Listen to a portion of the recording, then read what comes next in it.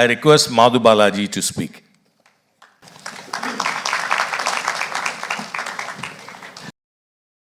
எல்லோருக்கும் வணக்கம். நான் கொஞ்சம் ஜாஸ்தி பேசணும் இன்றைக்கி, பிகாஸ் நிறைய பேரை தேங்க் பண்ணணும் நான். ஏன்னா இன்றைக்கி என்னோடய ட்ரீம் கம் ட்ரூ. இது எனக்கு எவ்வளவோ கொடுத்த கிரேசி மோகனுக்கு நான் திருப்பி கொடுக்க வேண்டிய நாள் இது. ஏன்னா கிரேசி மோகனோட புத்தகங்கள்லாம் டாக்குமெண்ட் பண்ணோன்னு எனக்கு ரவி அப்பாசாமி 2004 என்னை இன்சிஸ்ட் பண்ணிட்டுருக்கார்.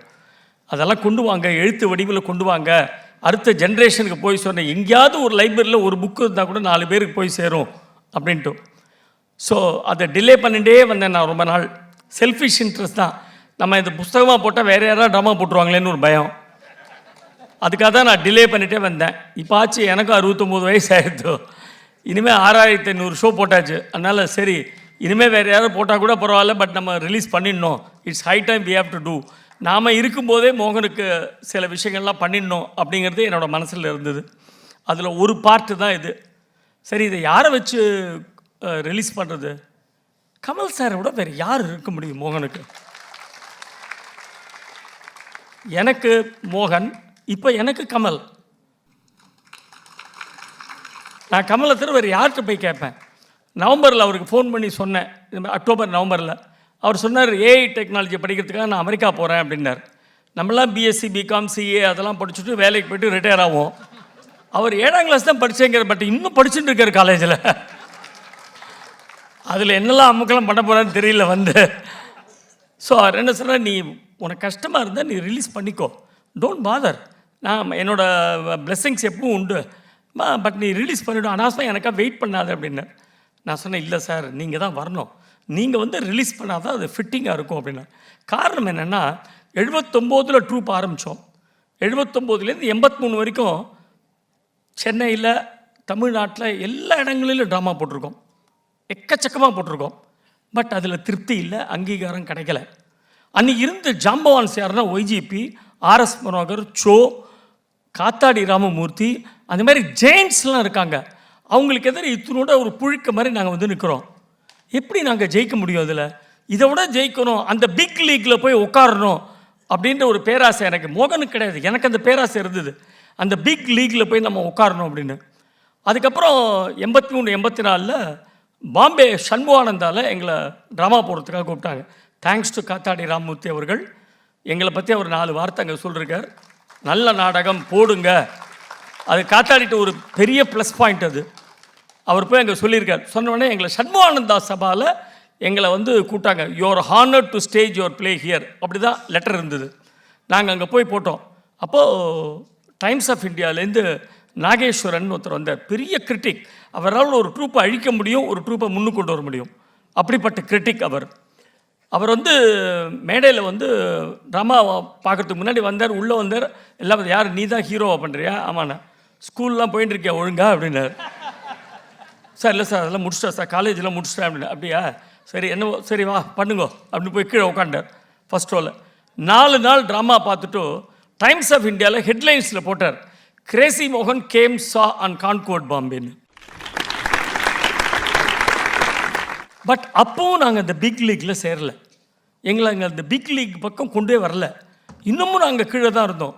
இல்லைடா, அது எப்படி அங்கே ரீச் பண்ணுறது, அங்கே ரீச்சே பண்ண முடியலன்னு வந்தது சார் 1988. கிரேசி மோகன் காலையில் லுங்கியை கட்டிட்டு ஆஃபீஸுக்கு போகிறதுக்கு முன்னாடி எங்கள் வீட்டு பக்கத்தில் இருக்க செமெட்ரிக்கு போகிறான். உள்ளேருந்து தாடி வச்சு ஒருத்தர் கூப்பிட்றார், உள்ளே வான்னு.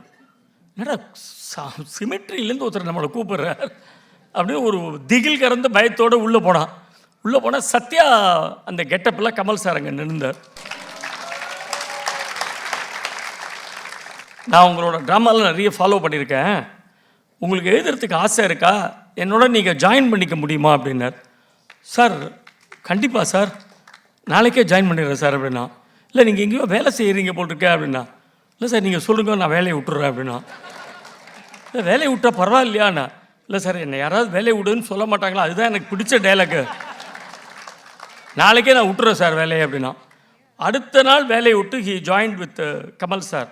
No turning back. அப்புறம் கிட்டத்தட்ட 25-30 வருஷம் வசூல் ராஜா எம்பிபிஎஸ் வரைக்கும் இதில் என்னங்கிறதுனா இலவச இணைப்பு மாதிரி எனக்கு அதில் பெனிஃபிட் அடிச்சுது. கிரேசி கிரியேஷன்ஸ் க்ரோ ஆச்சு ஒவ்வொரு நாளும். அதாவது கமல் தான் ஓனர் அப்படிங்கிற மாதிரி ஒரு ஸ்டேஜில் எல்லாருக்கும் தெரியும். 1991லலாம் அந்த ட்ரூப்புக்கு ஓனர் கமல்பா அப்படிங்கிற அளவுக்கு, அந்த அளவுக்கு எங்களுக்கு red carpet. Not only in India but abroad. 18 country போயிருக்கோம் நாங்கள் நாடகம் போட. லிட்டரலாக ரெட் கார்பெட் வச்சு எங்களை கூட்டாங்க. மோகன் ஃபோட்டோ இங்கே இருக்கும், கமல் சார் ஃபோட்டோ இங்கே இருக்கும். ஒரு நாளைக்கு கூட அவர் அதுக்கு அப்ஜெக்ட் பண்ணதே இல்லை. ஒரு நாளைக்கு அப்ஜெக்ட் பண்ணதில்லை. அப்படியே தண்ட்ரஸாக போகும் எங்கள் நாடகங்கள்லாம் வித் கலெக்ஷனோட. அமெரிக்காவில் மட்டும் 160 ஷோ நாங்கள் வந்து ஹவுஸ்ஃபுல் ஷோஸ் போட்டிருக்கோம் அமெரிக்காவில் மட்டும். அப்போ கூட கமல் சார் சொல்லுவார் மோகன்ட்ட, ரொம்ப நீங்கள் இதெல்லாம் தரத்தை கீழே இறக்கின்லாம் போகாதீங்க, நல்ல டிமாண்ட் பண்ணுங்க எல்லாம் அப்படின்னா. டிமாண்ட் பண்ணி 2012-16 சாக்லேட் கிருஷ்ணா, கூகுள் கடவு கஜன் அவ்வளோ சக்ஸஸ்ஃபுல்லாக போட்டோம். Thanks to Kamal sir. மற்ற ட்ரூப் மாதிரி ஒருத்தர் 2 பேர் இங்கேருந்து போய் ட்ராமா போடுறதில்ல. நாங்கள் 12 பேர் இங்கேருந்து கிளம்பி போய் ட்ராமா போட்டு வந்தோம். ஸோ அதெல்லாம் வந்து எங்களுக்கு கிடைச்சதுக்கு காரணம் கமல் சார். மோகன் சொல்கிற மாதிரி சிட்டியில் நான் ட்ராமா போட்டால் என்னோடய விசிட்டிங் கார்டு கமல், அப்ராடில் நான் ட்ராமா போட்டால் என்னோடய விசா கார்டு கமல் அப்படின்னு மோகன் சொல்லுவான். அது ரொம்ப ட்ரூ. இன்ஃபேக்ட் மோகனுக்கு அந்த அவர் கமல் சார் ஃபேமிலியே ரொம்ப பிடிக்கும், எல்லாரையும் ரொம்ப பிடிக்கும். தன்னுடைய யங்கர் பிரதர் மாதிரி தான் அவன் கடைசி வரைக்கும் பார்த்தான். ஒரு சின்ன ஒரு ஜோக் சொல்கிறேன் உங்களுக்கு. ரவி அப்பாசாமி இங்கே இருக்கார் இல்லையா, ரவியோட ஃபாதருக்கு 80th பர்த்டே அன்றைக்கி மெட்ராஸில் இருக்கிற நிறைய பேரை கூப்பிட்டுருந்தாங்க அந்த ஃபங்க்ஷனுக்கு. என்னையும் மோகனையும் கூப்பிட்டுருந்தார் ரவி. நான் ட்ராமா முடிச்சு நேராக அங்கே போயிட்டேன். மோகன் வீட்டுக்கு போயிட்டு வரேன். அவன் அந்த சாமியெல்லாம் கும்பிட்டு அந்த குளிச்சுட்டு அதை நெத்திக்கெல்லாம் இட்டுட்டு அதுக்கப்புறம் தான் வருவான். நான் போயிட்டு அங்கே வரேன் அப்படின்னு சொல்லிட்டு அவன் வீட்டுக்கு போயிட்டான். நான் இங்கே போயிட்டேன் ரவி வீட்டுக்கு. வாசலில் சாரு அண்ணா உட்காந்துருந்தார், கமல் சாரோட பிரதர். பாலாஜி வா வா வா வா வா வா வா அப்படின்னு உட்காந்துக்கோ, என் பக்கத்தில் உட்காந்துக்கோ அப்படி ரைட்டில் என்னை உட்காத்தி வச்சார் அந்த சேரில். எனக்கு ஒன்று ரொம்ப பிடிக்கும் ஐயா, என்னோ தெரில, இங்கே எனக்கு உங்கள் பேரில் ஒரு பெரிய ஒரு அபிமானம் உண்டு. இன்ஃபேக்ட் சுகாசினிகிட்ட உன்னை பெண் சீரியலில் போட சொன்னதே நான் தான் அப்படின்னு. ஆமாம் சார் தெரியும், நான் ஆக்ட் பண்ணேன் அப்படின்னா. உனக்கு இன்னொன்று சொல்லட்டுமா? சொல்லுங்க சார். உங்கள் அண்ணாவோட எனக்கு ஒன்றை தான் பிடிக்கும் அப்படின்னு. நான் சொன்னேன், இதுதானே சார் போங்கா இருக்கு, அவன் எழுதி கொடுத்த டைலாக் தான் சார் நான் போய் சொல்கிறேன், அவனோட பிடிக்கும்னு சொன்னால் எப்படி சார்? எனக்கு தெரியாது, உங்கள் அண்ணாவோட எனக்கு ஒன்றை தான் பிடிக்கும் அப்படின்னு. சரி சார் பெரியவர் சொல்கிறேன், அதுக்கு மேலே கேட்டு கூட ஓகேன்ட்டேன். பக்கத்தில் சுகாசினி உட்காந்தாங்க. ஒரு 5 நிமிஷத்தில் மோகன் வந்தான். என்ன கூட்டம் மாதிரி, மோகன் வா வா வா வா அப்படின்னார். லெஃப்ட்டில் அவனை உட்காந்து வச்சுட்டார். நான் ரைட்டில் உட்காந்துருக்கேன், அவன் லெஃப்ட்டில் உட்காந்தான். மோகன் தெரியுமா, இப்போ தான் நான் பாலாஜிகிட்ட சொல்லியிருந்தேன், எனக்கு பாலாஜியோட நடிப்புனா ரொம்ப பிடிக்கும்யா, நான் தான் பெண் சீரியலில் அவனை கேஷ் பண்ண சொன்னேன். அப்படியா சார், வெரி குட். உனக்கு நான் இன்னொரு ரகசியம் சொல்லட்டுமா? என்ன சார்? எனக்கு உன்னை விட உன் தம்பியை தான் ரொம்ப பிடிக்கும் அப்படின்னு. எனக்கும் அப்படி தான் சார், உங்களோட உங்கள் தம்பியை தான் பிடிக்கும்.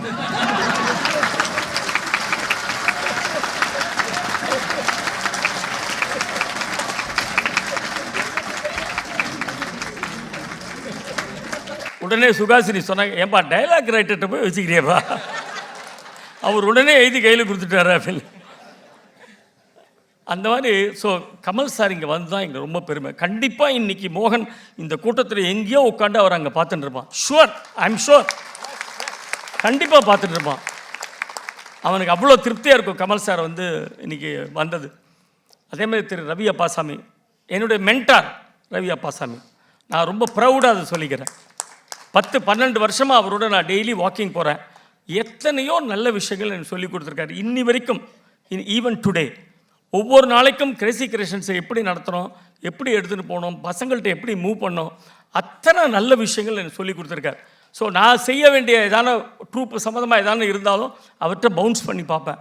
அவர் சொல்ல, வேண்டாம் இது பண்ணாத, இட்ஸ் நாட் குட், அந்த மாதிரி பேசக்கூடாது அப்படி. சிலதெல்லாம் வந்து இப்படி சொல்லு, இது நல்லாயிருக்கும் அப்படிம்பார்.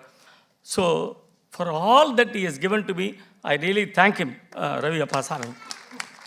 ஏன்னா ரொம்ப கஷ்டமான டயத்தில் கிரேசி கிரியேஷன்ஸ் இருந்தபோது அவர் பக்கத்தில் இருந்து எங்களை தூக்கி விட்டார். அதை வந்து மறக்கவே முடியாது என்னால். தென் KS ரவிக்குமார், எனக்கு அவர் ஸ்கூல் மேட். உங்கள் எல்லாருக்கும் தெரியாத விஷயம், கிரேசி மோகனுக்கு ஃபிலிம் மேட் அவர். நாங்கள் வந்து second standard, third standard, fourth standard ஒரே ஸ்கூலில் பான் சர்க்கஸ்னு ஒரு கான்வெண்ட்டில் படித்தோம் நாங்கள். எனக்கு ஐ ஸ்டில் ரிமெம்பர், அன்றைக்கே ஒரு ஒயிட் அம்பாசடரில் வருவார் அவர் ஸ்கூலுக்கு. சார் கரெக்டாக ஞாபகம் இருக்கா? அவர் பிரதர், ஒரு சிஸ்டர், 3 பேர் வருவாங்க. ஸோ எங்கிட்டையும் மோகன்ட்டையும் அவர் ஒரு பிரதர் மாதிரி தான் பழகினார். அவர் ஒரு நாளைக்கு ஒரு தமாஷா, ஒரு சமாதானம் சொன்னார். அதை கண்டிப்பாக உங்கள்கிட்ட ஷேர் பண்ணிடணும். அதாவது தெனாலி படத்துக்கு புக் பண்ணோடனே கமல் சார் சொன்னால், நீங்கள் போய் ரவிக்குமார்கிட்ட பேசிக்கோங்க, அவர் தான் ப்ரொடியூசர், அவர்கிட்ட போய் பேசிக்கோங்க அப்படின்னார். சரின்னு ரவிக்குமார்கிட்ட வந்து மோகன் ஆஃபீஸுக்கு போனார். அப்போ ரவிக்குமார் என்ன பண்ணார், இது மாதிரி நாளையிலேருந்து நீங்கள் எழுத ஆரம்பிச்சிருங்க சார், இந்தாங்க உங்களுக்கு அட்வான்ஸ் அப்படின்னு சொல்லிட்டு 50,000 ரூபாய் கேஷ் கொடுத்தார். மோகன் சொன்னால், ஐயோ சார் கேஷ் எல்லாம் கொடுக்காதீங்க சார், எங்கள் அப்பா திட்டுவார் சார் அப்படின்னா. சார் என்ன சார் இது அப்பா திட்டுவான்றீங்க? என்ன சார் சினிமாவுக்கு வந்துட்டீங்க, இவ்வளோ பெரிய பையனாக இருக்கீங்க, அப்பா திட்டுவான்னு சொல்லி எடுத்துகிட்டு போங்க சார், கேஷ் தப்பு இல்லைன்னு. இல்லை சார் அக்கௌண்ட் பண்ணாமல் வாங்கக்கூடாதுன்ட்டார் எங்கள் அப்பா. அக்கௌண்ட் பண்ணால் சரி, இந்த பாருங்கள் நான் வந்து ரிசீட் போட்டிருக்கேன், கவலையே படாதீங்க, 50,000 ரூபாய் எடுத்து போங்க. சார் நான் அந்த போடணும், நீங்கள் கீழ்ச்சி போட்டிங்களா, நான் என்ன பண்ணுறது அப்படின்னா. என்ன பெரிய வம்பா போச்சு அவரோட. சரி கொண்டாங்க, நான் உங்களுக்கு செக்கு தரேன் அப்படின்னு சொல்லிட்டு அப்புறம் பாவம் செக்கு கொடுத்தார். Such a nice person. அதாவது ஒவ்வொரு படமும் முடிஞ்ச உடனே அந்த final payment I still remember. அவர் ஒய்ஃபோட எங்கள் வீட்டுக்கு வந்து எங்கள் அப்பா எதிரில் மோகனுக்கு கொடுத்துட்டு போவார். அவர் படங்கள் ஓடுறதுக்கு இன்னொரு காரணம் இதுதான் நான் சொல்லுவேன், அந்த குட்னஸ் அவருக்கு. தென் திரு ஜெயராமன் அவர்கள், what a wonderful artist, what a wonderful artist. ஒரு 2 நிமிஷத்தில் அத்தனை பேரையும் அட்ராக்ட் பண்ணிட்டார். அந்த பொன்னியின் செல்வன் அந்த விழாவில் அந்த படத்துக்கு கூட இவ்வளோ லைக்ஸ் வந்திருக்குமான்னு தெரியல. மணி பசிக்கிறது, மணி மணி மணி சாப்பாடு மணி, அது வந்து சொல்லாதவங்களே கிடையாது, அது கேட்காதவங்களே கிடையாது, பார்க்காதவங்களே கிடையாது. அப்பேற்பட்ட ஒரு சமாச்சாரம் அது. சச்ச பிரில்லியன்ட். இப்போ கூட கமல் சார் ஒரு அருமையான ஜோக் ஒன்று சொன்னார். அவர் ஜெயராம் அங்கேருந்து வந்துட்டு, அவருக்கு இப்போ நான்லாம் ஸ்டூல் போட்டு மேலே நின்று பேசுகிறேன், ஜெயராம் அங்கேருந்து வந்துட்டு கீழே இறங்கி வந்துட்டு இப்படிலாம் மட்டும் இதெல்லாம் பண்ணிக்க வேண்டியிருக்கு எனக்கு, நான் என்ன செய்கிறது, ஒசரமாக வந்துட்டேனே அப்படிங்கிற மாதிரி அவர் சொல்லியிருந்தார். உடனே கமல் சார் சொன்னார், பாருங்களேன் என்ன தற்பெருமை பாருங்களேன் அப்படிங்கிற, என்ன ஒரு தற்பெருமை பாருங்களேன். ஸோ அது மாதிரி ஜெயராமன் சார் வந்தது எனக்கு நிஜமாகவே ரொம்ப சந்தோஷம் சார். தென் காயத்ரி கிரீஷ் எங்கள் ஃபேமிலியில் ஒருத்தர். எனக்கு 3 சிஸ்டர்ஸ், 4வது சிஸ்டர் காயத்ரி கிரீஷ். மோகனோட கவிதைகள், மோகனோட வெண்பாக்கள், அதை கச்சேரி வடிவில் கொண்டு வந்து பல பேருக்கு கொண்டு போய் சேர்த்தது காயத்ரி கிரீஷ். இன்றைக்கி இந்த இன்விடேஷன் அடிக்கும்போது நான் வந்து மிஸ் பண்ணிட்டேன். நான் கிளம்பி பூனேக்கு ட்ராமாக்காக போயிட்டேன். பட் அவங்க பேரை நான் மிஸ் பண்ணிட்டேன். பட் அதெல்லாம் பரவாயில்ல, no problem, it is our function, I will come அப்படின்னு சொல்லிட்டு அவங்க வந்தாங்க. Thank you thank you. அலையன்ஸ் ஸ்ரீனிவாசன், அதாவது ஏன் வந்து அலையன்ஸ் ப்ரெஸ்ஸுக்கு மோகனோட புஸ்தகங்கள்லாம் கொடுத்தோம் அப்படிங்கிறது என்னென்னா, மோகனுக்கு ஸ்ரீனிவாசன்கிற பேரில் ஒரு பெரிய அட்டாச்மெண்ட் உண்டு, ஒரு சென்டிமெண்ட்டே உண்டு அவன் லைஃப்பில். பிகாஸ் எங்கள் மாமா ஸ்ரீனிவாசன் சின்ன வயசுலேருந்து மோகனை எடுத்து வளர்த்து, மோகனை அவ்வளோ கொஞ்சினவர் எங்கள் மாமா. அவன் பிறக்கிறதுலேருந்து அவன் கூடவே இருந்து அத்தனை பண்ணியிருக்கார். ஸோ அந்த ஸ்ரீனிவாசன் மாமாட்ட அவனுக்கு ரொம்ப அட்டாச்மெண்ட் உண்டு. அவர் ஒரு ஸ்ரீனிவாசன். தென் எங்கள் troupe secretary G Srinivasan, Vasu 2வது ஸ்ரீனிவாசன். அவன் லைஃப்பில் எத்தனை ஸ்ரீனிவாசன் வந்திருக்காங்க பாருங்கள். தென் அவனோட ஃபஸ்ட்டு எம்ப்ளாய்மெண்ட் வந்து சுந்தரம் கிளேட்டன், வேணு ஸ்ரீனிவாசன், அங்கே ஒரு ஸ்ரீனிவாசன். தென் ஆனந்த உடனில் அவனை நிறைய எழுத சொல்லி, கட்டுரைகள் கதைகள் அதெல்லாம் எழுத சொல்லி அவனை என்கரேஜ் பண்ணது வி ஸ்ரீனிவாசன், ஆனந்தவுடன் எடிட்டர், விஎஸ்வின்னு சொல்லுவோம் நாங்களா அவர். தென் அவனுக்கு டெய்லி வெத்தலை சிவில் பாக்கு புகையில் வாங்கிட்டு வர்றது 45-50 வருஷமாக. ஸ்ரீனிவாசன் எங்கள் மாமா பையன், உங்களுக்கு தெரியும், ஆச்சானி. அவர் வந்து கமல் சாருக்கே ரொம்ப ஃப்ரெண்டு. மோகன் அதை வெத்தலை சிவில் வாங்கிட்டு வந்தோன்னா அப்போ கமலோட பேசிகிட்டே இருப்பான். ஒரு நிமிஷம் இல்லை கமலோட பேச அப்படிமா. அவரோட 15 நிமிஷம் பேசிகிட்டு இருப்பார். ரொம்ப இன்னசென்ட்டு. கமல் சொல்வார், நம்ம எல்லாருக்குள்ளேயும் ஒரு ஆச்சானி இருக்கான் சார் அப்படிம்பார். அந்த மாதிரி அந்த ஸ்ரீனிவாசன். கடைசியாக பரமக்குடி ஸ்ரீனிவாசனோட மகன் திரு கமல். எல்லாமே மயிலாப்பூரில் அமைஞ்சது அவனுக்கு. எங்கள் பாட்டி சொல்லுவா, நீ மயிலாப்பூர் தாண்டி போய் சம்பாதிக்காத, மயிலாப்பூரில் இருந்துரும் அப்படின்னா. அப்போ எங்கள் பாட்டிகிட்ட வந்து சொன்னால் வேலையை விடும்போது, நீ தானே சொன்ன மயிலாப்பூரில் இருந்து, நாளைக்கு ராஜ்கமல் இன்டர்நேஷ்னல்னு கூப்பிட்ருக்காங்க, நான் அங்கே போயிடுறேன் அப்படின்னா. போயிடுறா, பெஸ்ட்டாக தான் உனக்கு அப்படின்ட்டா. ஸோ மயிலாப்பூரில் பிஎஸ்சி ஸ்கூல், மயிலாப்பூரில் கமல் ஆஃபீஸு எல்லாமே அவனுக்கு நாரதான் சபா மயிலாப்பூர் எல்லாமே அவனுக்கு மயிலாப்பூரில் அமைஞ்சது.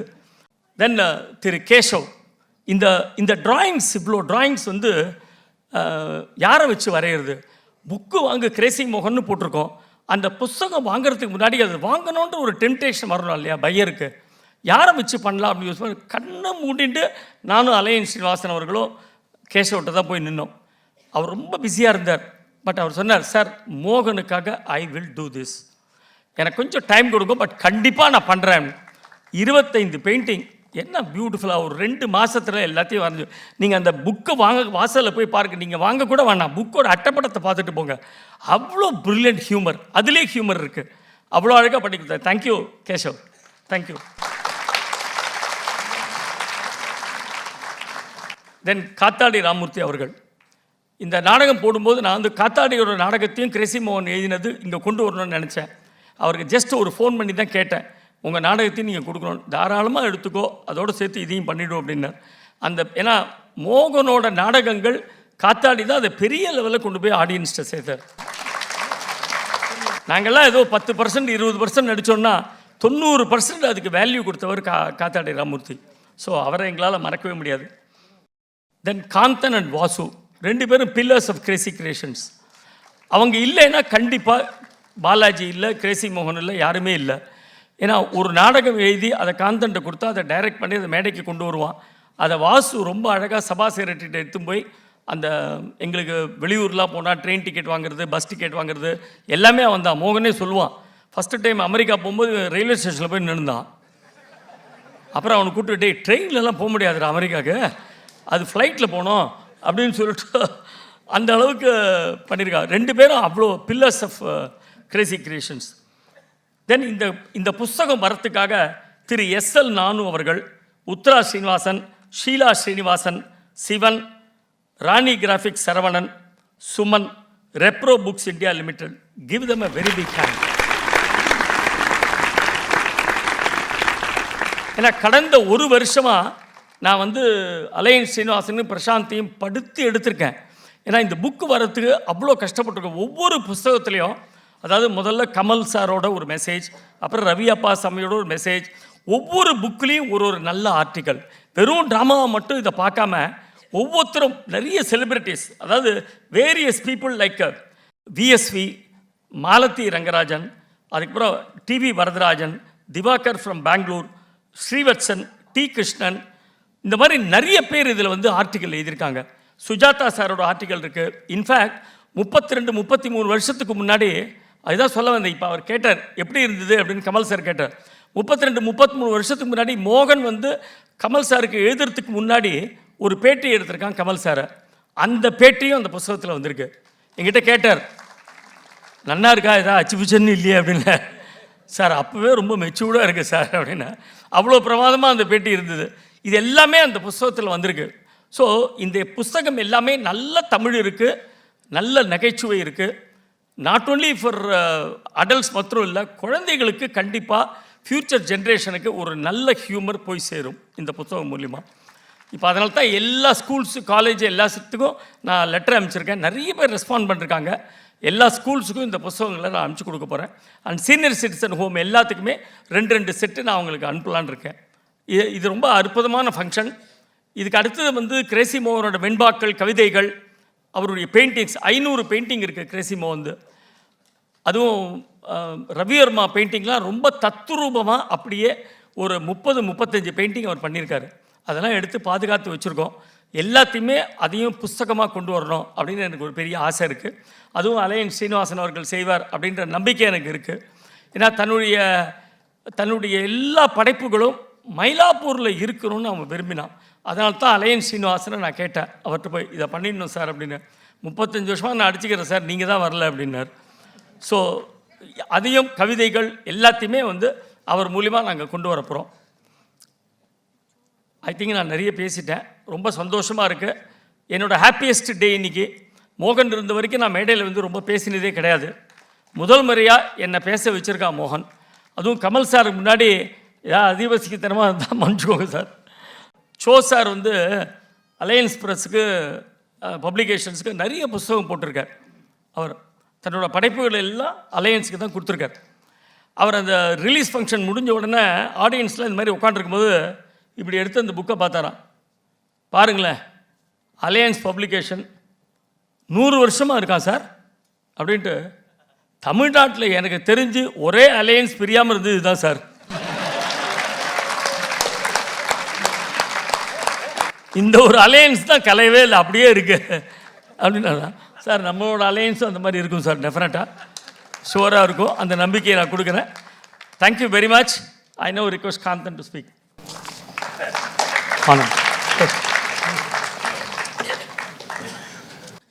நான் சொன்ன மாதிரி கிரேசி மோகனை அவனோட எழுத்துக்களை புஸ்தக வடிவில் உயிர்ப்பித்து கொடுத்தது அலையன்ஸ் ஸ்ரீனிவாசன், அலையன்ஸ் கம்பெனி. அந்த புத்தகங்களில் கிரேசி மோகனை எழுத்துக்களை ஜொலிக்க வைத்தது கேசவ் அவர்களுடைய அந்த ஓவியங்கள். I request Keshav ji to come to the dais, please. I request Kamal Haasan to honor him.